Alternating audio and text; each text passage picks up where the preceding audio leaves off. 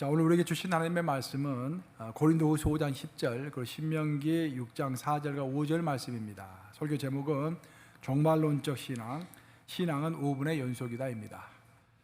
자, 세 절이니까 우리 같이 합독하도록 하겠습니다. 시작.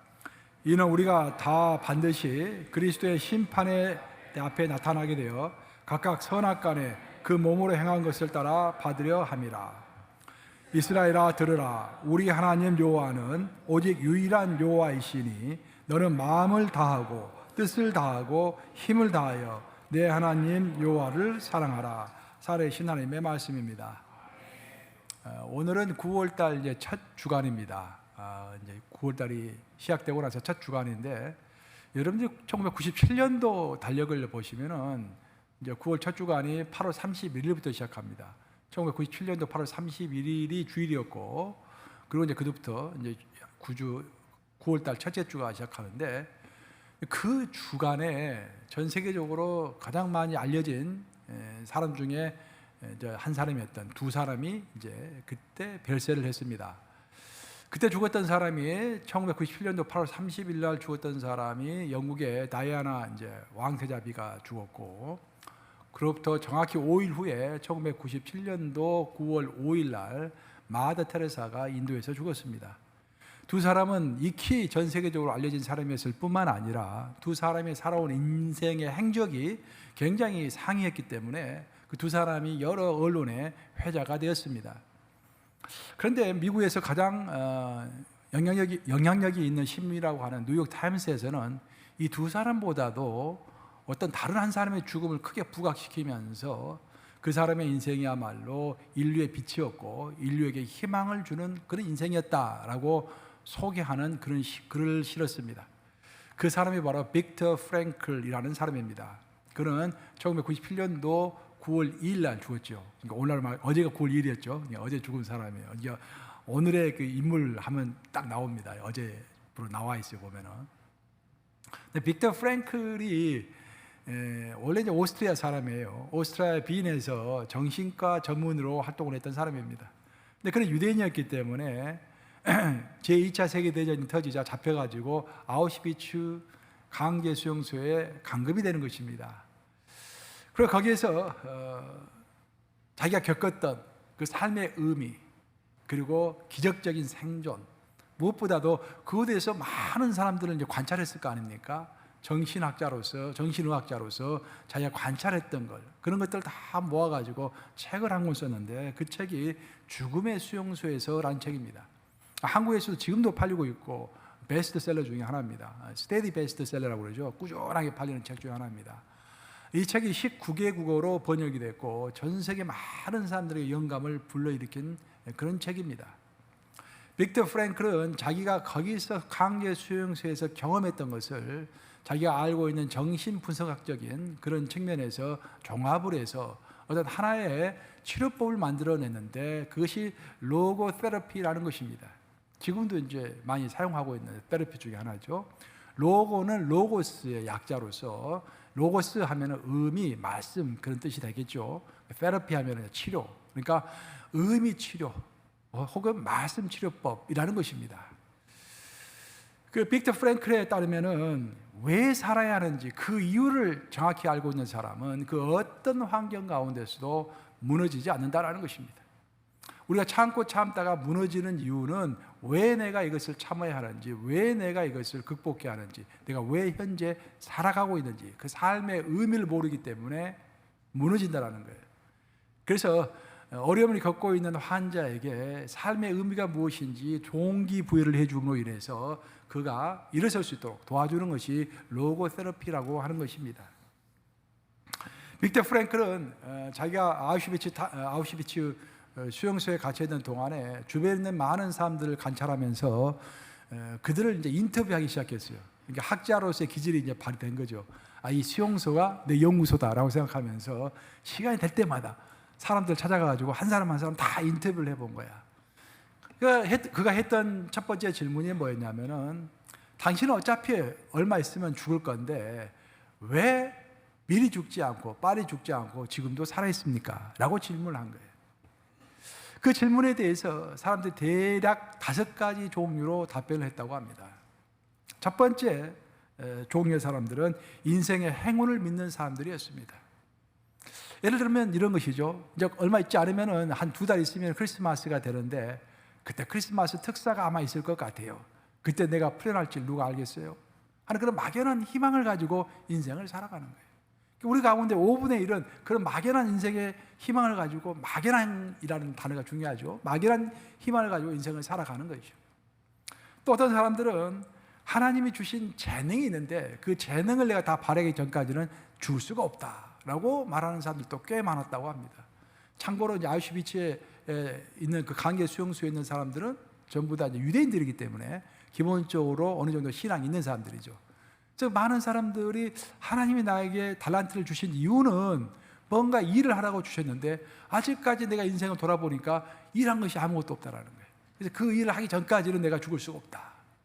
그래서 어떤 사람은 강제 수용소에 들어오기 전에 유명한 피아니스트였는데 강제 수용소에서 시간만 내면 앉아가지고 머릿속으로 계속 피아노를 치는 거예요. 피아노가 없으니까 머릿속으로 피아노를 상상 가운데 치는 것입니다. 그런 이야기도 좀 나오고 있습니다. 또 세 번째 부류의 사람들은 철조망 밖에서 누군가가 나를 기다리고 있는데 그 사람 때문에 내가 죽을 수가 없다라고 이야기하는 사람들도 꽤 있었습니다. 이 세상으로 가면은 나를 의지하는 사람도 있고 나를 사랑하는 사람도 있죠. 내 부모는 나를 의지하고 내 자식도 나를 의지할 것이고 또 내 와이프는 나를 사랑할 것이고, 그런 나를 사랑하고 나를 의지하는 사람들을 배반할 수가 없어서 죽지 않고 내가 끝내 이것을 견디고 살아서 돌아가리라 라고 말하는 사람들도 꽤 많았다고 합니다. 네 번째 종류의 사람들은 자신을 배반할 수가 없어서 죽지 않는다고 답변을 했습니다.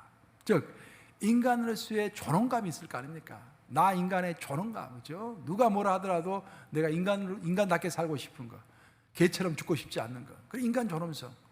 내가 목에 칼이 들어온다고 할지라도 올바르지 않는 것에 대해서는 내가 거부하고 싶은 그런 인간의 그 존귀함, 그런 것을 지키고 싶다는 거예요.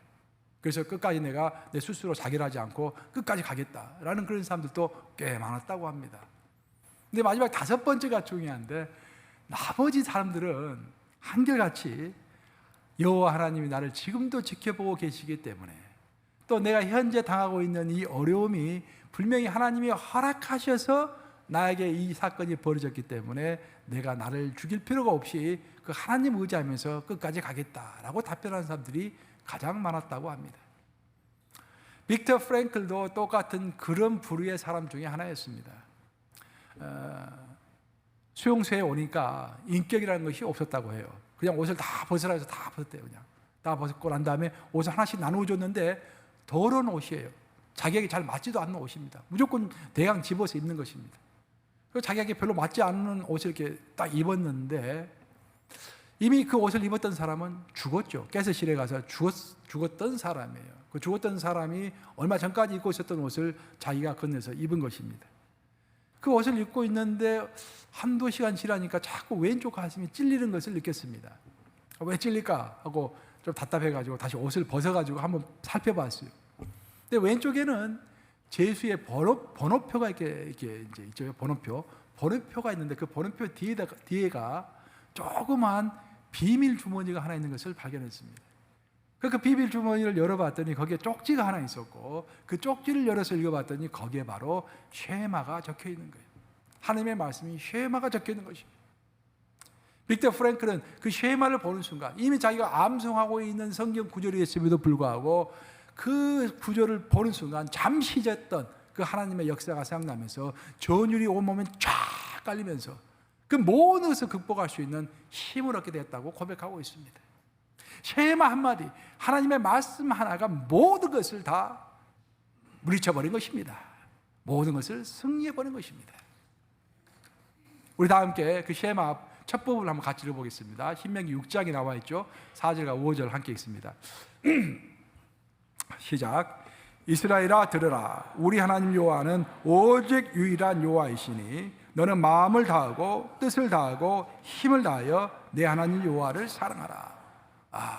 이 쉐마는 제가 1절에도 여러분들에게 말씀드린 것 같은데, 이스라엘 백성들이 처음 태어나가지고 처음으로 외우는 성경 구절이 이 쉐마입니다. 이게 신명기 6장 4절부터 외우는 것입니다.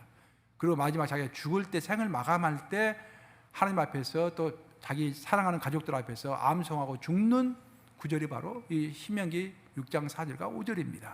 예. 그 정도로 그들에게는 의미가 있고 중요하죠. 근데 이 쉐마는 신명기 6장 4절에서부터 9절까지인데 정확하게 말하면은 이제 이스라엘아 들으라, 쉐마 이스라엘, 들으라라는 말이 이제 쉐마죠. 이스라엘, 쉐마 이스라엘라고 하나님이 말씀하시는데 이 말씀에는 아주 명확한 구조가 있습니다. 그 구조는 뭐냐면은 첫째, 하나님께서는 내가 누구인지를 말씀해 주시는 그 존재론적인 하나님의 의미를 먼저 가르쳐 주십니다.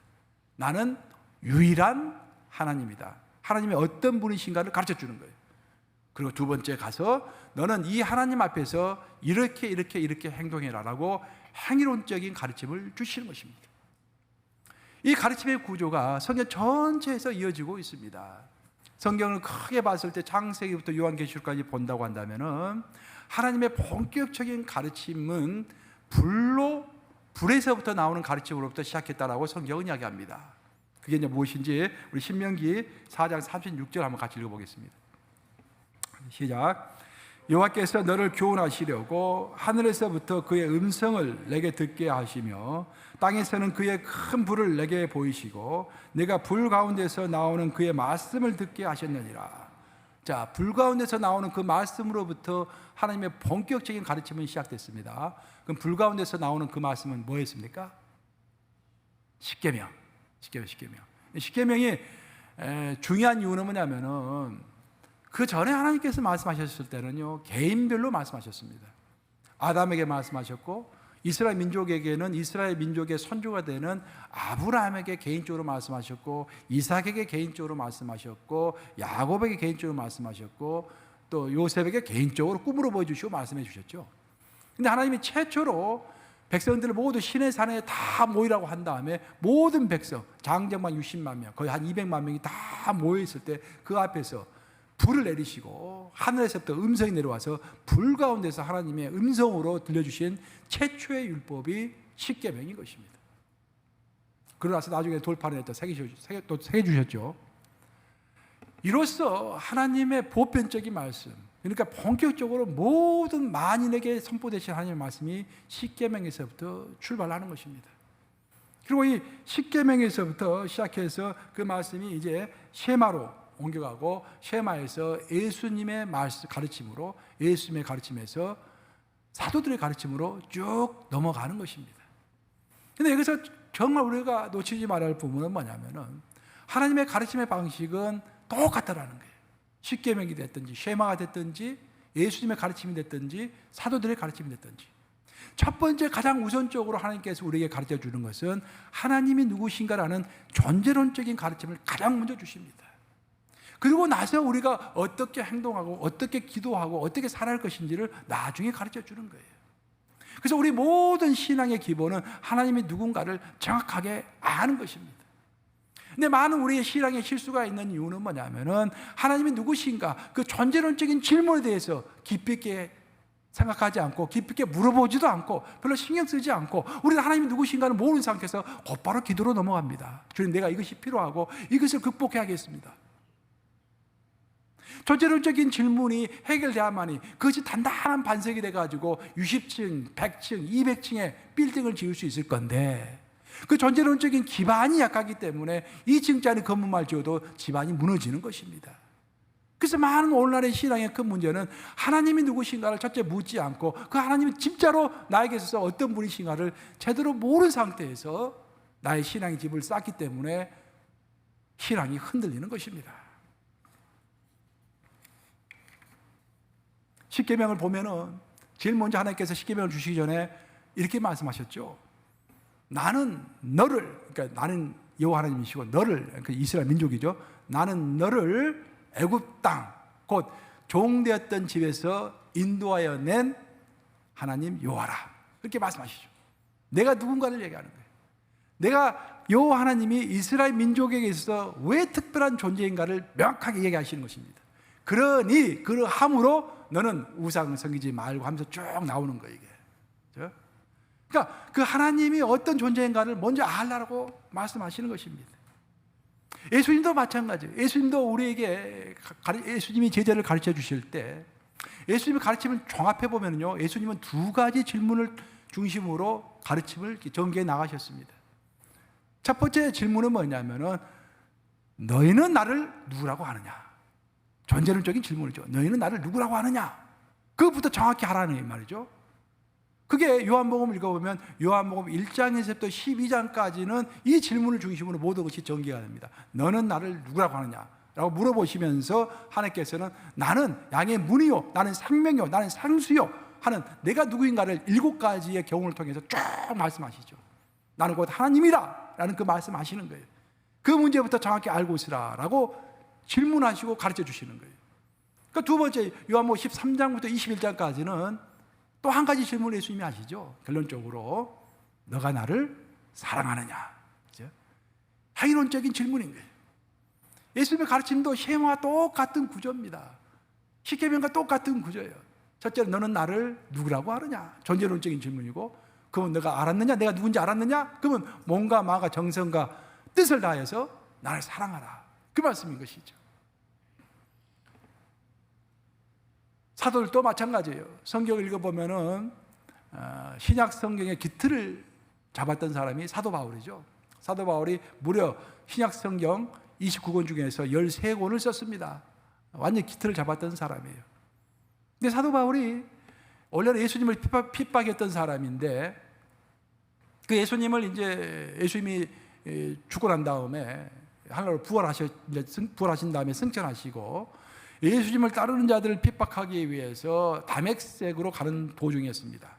근데 그 다메섹 도상 길로 다메섹으로 가는 길 도중에서 부활하신 예수님을 만났죠. 그 부활하신 예수님을 만나가지고 첫 대면을 한 거예요.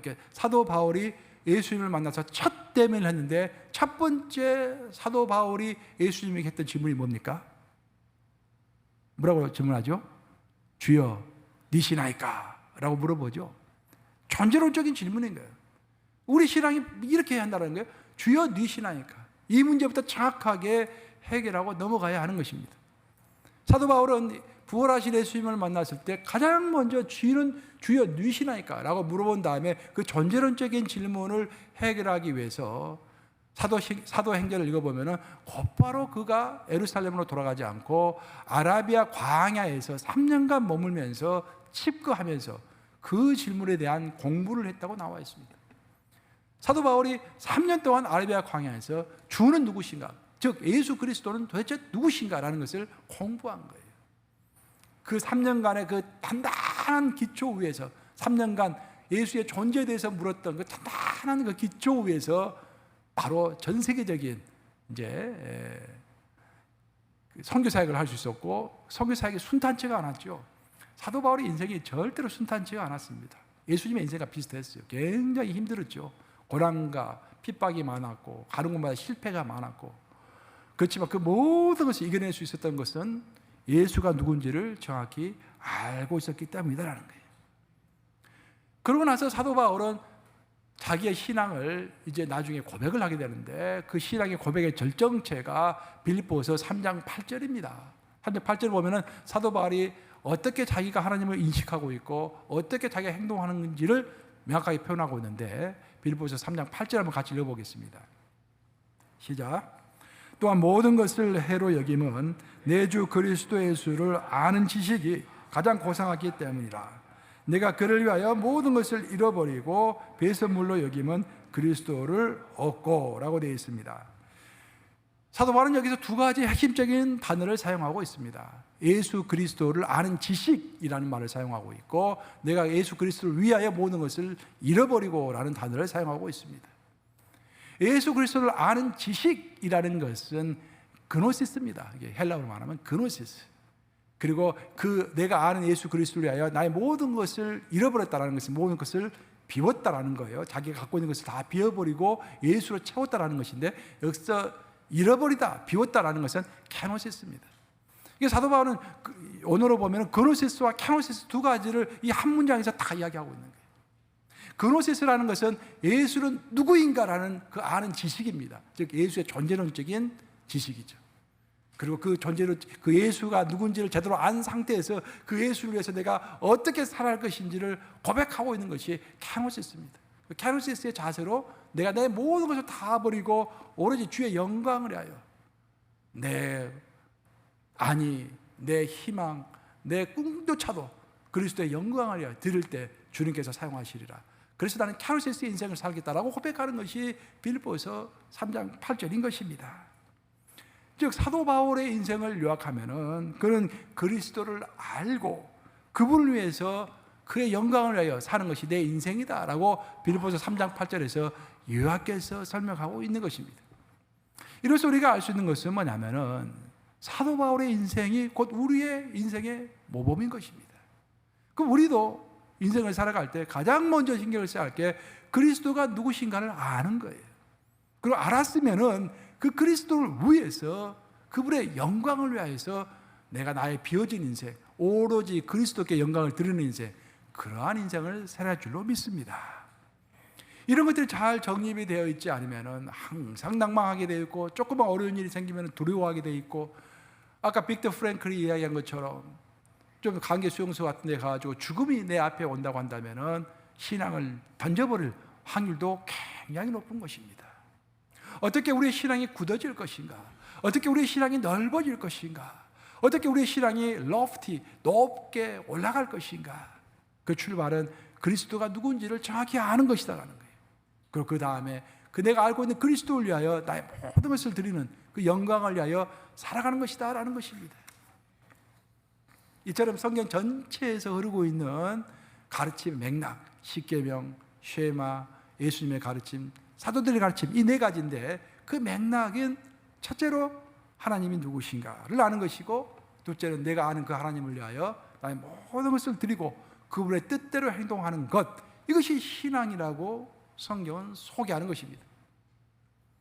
특별히 이제 우리가 하나님의 뜻대로 살아가고자 할 때 쉽지가 않죠. 왜냐하면 세상에 유혹이 있기 때문입니다. 우리가 계속 우리 성도들끼리만 모여서 살면 좀 더 쉬울 건데, 월요일부터 토요일까지도 세상에 또 나가야죠, 여러분들. 그러니까 세상에 나가면 또 세상의 법칙이 있잖아요. 사탄이 지배하는 그 법칙이 있는 것입니다. 그러니까 투쟁하면서 살아야 하기 때문에 쉽지가 않아요. 그래서 특별히 우리 예수님과 사도들이 우리에게 한 가지 어떤 방책을 주셨는데, 이 땅을 주의 뜻대로 살아갈 수 있는 그 방책을 주셨는데, 그것이 바로 종말론적인 삶을 살라라는 것입니다. 종말론적인 삶, 그런 이야기 많이 들으셨죠? 저는 청년 시절 때 종말론적인 삶 하면은 종말론이 뭔가 잘 이해가 되지 않았어요. 이렇게. 근데 이제 세월이 지나서 내가 목사가 되고 나니까 종말론적인 삶이 좀 명확하게 이해가 되는 거예요. 종말론적인 삶이라는 것은 쉽게 이야기하면은 끝을 바라보면서 살아가는 삶입니다. 마지막을 생각하면서 살아가는 삶이다라는 거예요. 오늘 본문에서 제가 고린도후서 5장 10절 말씀을 선택했는데 종말론적인 삶이 무엇인지 아주 명확하게 드러나고 있습니다. 고린도후서 5장 10절 말씀 한번 같이 읽어보겠습니다. 시작. 이는 우리가 다 반드시 그리스도의 심판대 앞에 나타나게 되어 각각 선악간에 그 몸으로 행한 것을 따라 받으려 함이라 라고 되어 있습니다. 사도 바울은 이는 우리가 라고 됐어요. 사도 바울이 아니라 우리 모두를 얘기하는 거예요. 믿는 모든 사람들은 다 하나도 예외 없이 no exception, 다 반드시, 두 개 다 강조법이죠. 다 반드시 겪어야 할 일이 있는데 그것은 죽은 다음에는 반드시 그리스도 심판대 앞에 서게 된다는 거예요. 심판대 앞에 서가지고 우리가 이 살아생전에 했던 모든 선한 일들, 모든 악한 일들, 선한 일들은 칭찬을 받고 악한 일들은 징계를 받고 하는 그 절차를 밟게 되어 있다는 것입니다. 그래서 사도 바울이 하는 소리는, 고린도 성도들에게 하는 소리는, 너희 그렇게 거만하게 굴지 말고 그 마지막을 항상 생각하면서, 마지막 심판대를 생각하면서 자중하고 겸손하고 온 힘과 정성을 다하여 왜 인생을 살아가는지 생각하면서 주의 영광을 위하여 인생을 살아가라라고 말하고 있는 것입니다. 우리 모두에게는 피할 수 없는 어떤 인생의 길이 있는 것입니다. 피하고 싶어도 피할 수 없는 것, 그것을 기억하면서 살아가는 것, 그것이 종말론적인 삶이다라는 거예요. 이 종말론적인 삶을 가슴에 품고 살아가는 사람과 가슴에 품지 않고 살아가는 사람의 행동이 똑같을 수가 없습니다. 종말론적인 삶을 머릿속에 방금 내가 말씀드린 고린도후서 5장 10절 말씀만이라도 여러분들이 진실로 머릿속에 담고 있다고 한다면 여러분의 행동이 많이 바뀌어질 것입니다. 굉장히 많이 바뀌어질 것입니다.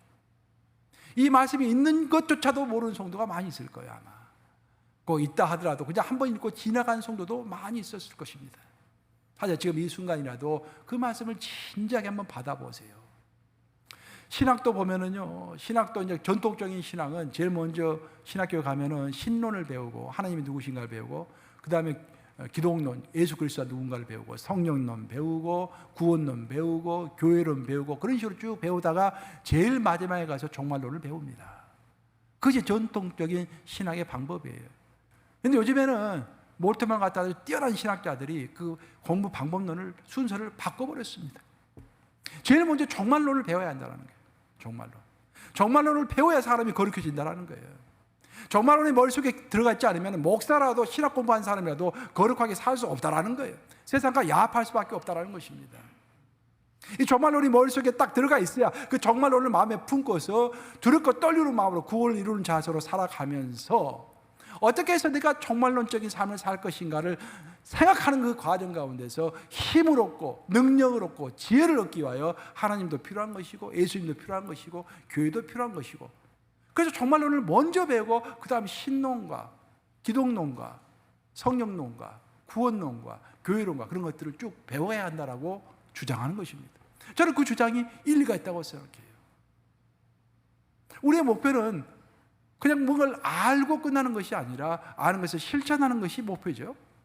그 실천의 토대는 뭐냐면은 하나님이 누군가를 정확히 알고 나에게는 종말이 있다는 것을 알고 나에게는 심판이 있다는 것을 알고 그것을 머릿속에 기억하면서 그 마지막에 종말을 어떻게 하나님의 뜻대로 잘 보낼 것인가 라는 것을 고민하는 과정 가운데서 하나님을 만나고 예수님을 만나고 성경을 만나고 교회를 만나야 한다, 그런 말입니다. 교회에 올 때도 내가 어떻게 해서 신앙생활을 잘해야 할 것인가, 내가 종말을 어떻게 해야 잘 준비할 것인가, 그런 기대를 가지고 교회에 와야 하는데, 어떤 사람은 교회에 올 때 그냥 어떤 정치적인 마인드, 그렇죠? 내 삶을 좀 잘해보겠다는 마인드, 심심하니까 오는 사람, 뭐 그런 사람까지 오겠지만 약간 이제 과장을 하면은 엉뚱한 목표를 가지고 교회에 온다, 이 말씀입니다. 이제.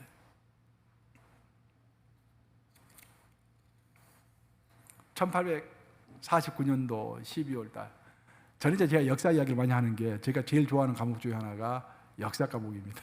그러니까 학교 다닐 때도 제일 재미있었던 시간이 세계사하고 국사 시간. 그러니까 이제 그 아예 교과서를 다 외웠어요. 이렇게 머릿속에 몇 페이지에 뭐가 있다, 숫자가 뭐다, 그 다 머릿속에 그림으로 딱 기능할 정도로 이렇게 아주 너무 즐거워했고, 지금도 역사 서적은 아주 즐겁게 보는 책들이에요. 그래서 제가 이제 설교할 때도 여러분들에게 역사 이야기 이런저런 이야기 많이 하는데, 역사책을 보면 1845년도 12월 달입니다. 그때 이제 러시아에 있는 세메노프 광장이라고 있어요. 거기 세메노프 광장에서 이제 사형수들이 모여가지고 사형을 당하는 곳인데, 그곳에 28살 된 청년이 자기 동료 2명과 함께 사형장 위에 서 있었습니다. 그날은 12월 달이었기 때문에 추운 겨울이었습니다. 러시아의 추운 겨울이 얼마나 춥겠습니까? 영하 50도가 내려가는, 영하 50도가 더 내려가는 그런 추운 날씨 가운데 벌벌 떨고 서 있었습니다. 그는 이제 곧 사형당할 위치에 있었고, 사형 집행관이 그에게 마지막 5분을 주었습니다. 자, 5분간 내게 시간을 줄 테니 5분 후에 너는 죽는다. 그런 눈물을 지극히 감고서 5분을 어떻게 활용할 것인가를 생각했습니다. 그 5분 중에 2분은 옆에 있는 동료들과 함께 자신의 인생을 작별 인사를 하고 싶었습니다. 그가 사형을 당하게 된 이유는 뭐냐면은 그는 사회주의 사상을 가지고서 독서 클럽을 운영했기 때문입니다.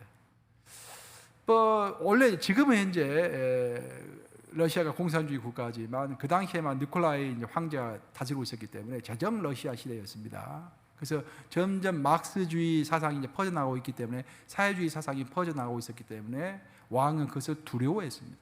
그래서 강력하게 그것을 제압을 하고 있었는데, 이 청년이 사회주의 사상에 물들어 있었던 것입니다. 그리고 그 동료 2명과 함께 이제 사형을 당할 위치에 있었기 때문에 자기가 죽기 직전에 자기와 뜻을 같이 했던 그 나머지 2명과 함께 작별 인사를 하고 싶었습니다.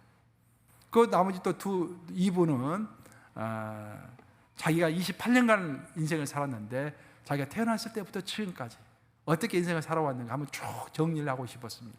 그래서 그 사용하는데 과거를 회상하는데 또 2분을 활용하고 나서 이제 몇 분 남았습니까? 1분. 잠을 안 자고 계시군요. 1분 남은 거예요. 1분.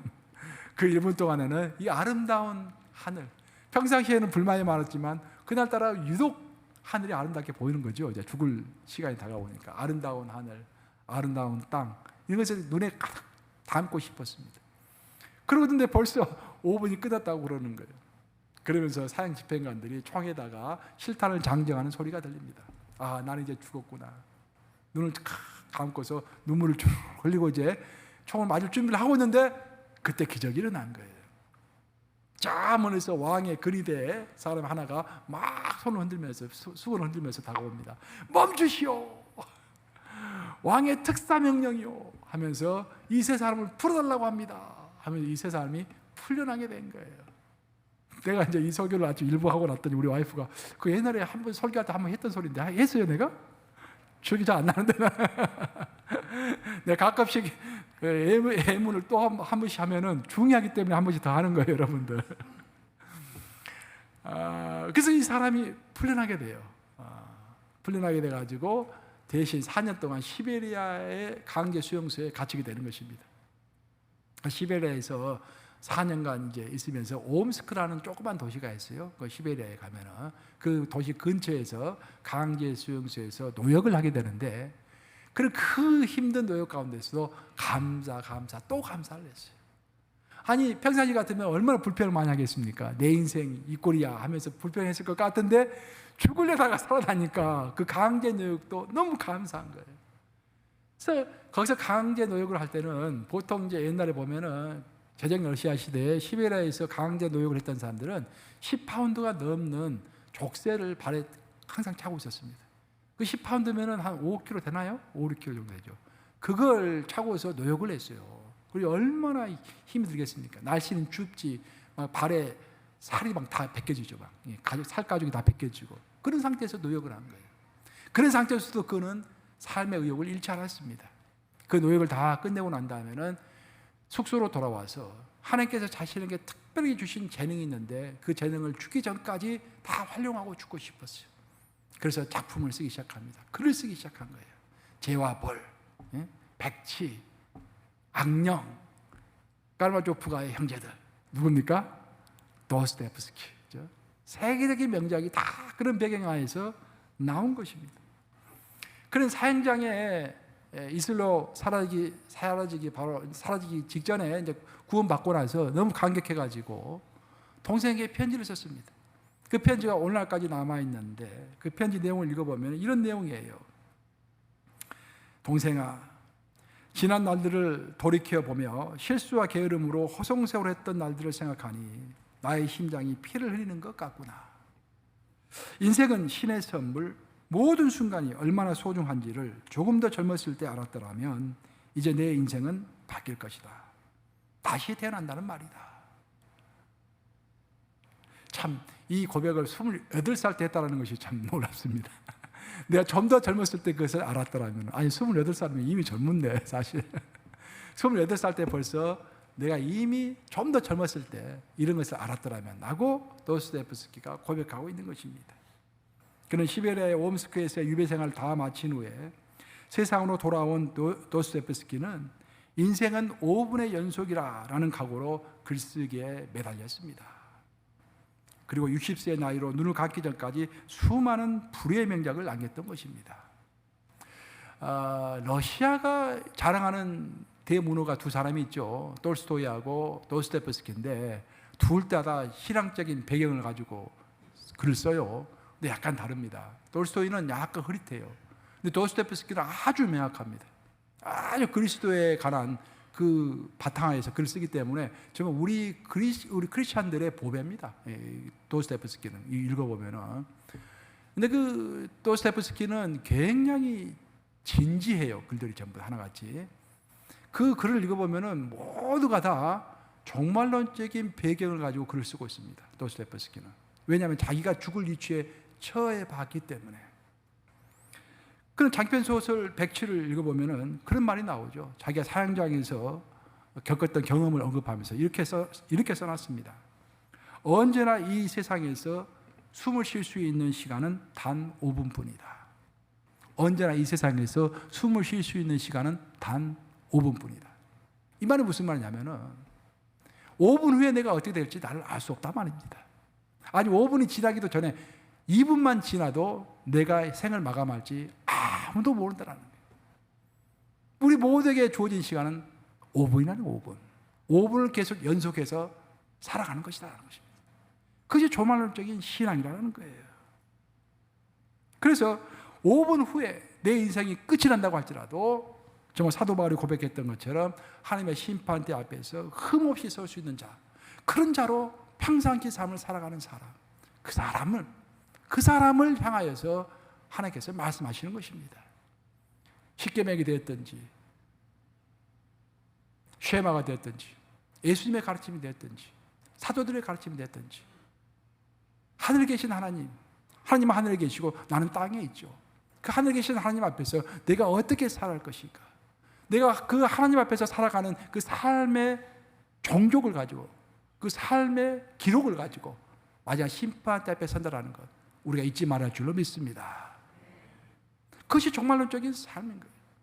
그것이 성경 전체를 통해서 하나님 우리에게 집중적으로 가르쳐주고 있는 가르침인 것입니다. 이제 말씀 마무리합니다. 예수님과 사도들의 가르침은 우리들을 두 가지 질문 앞에 딱 세웁니다.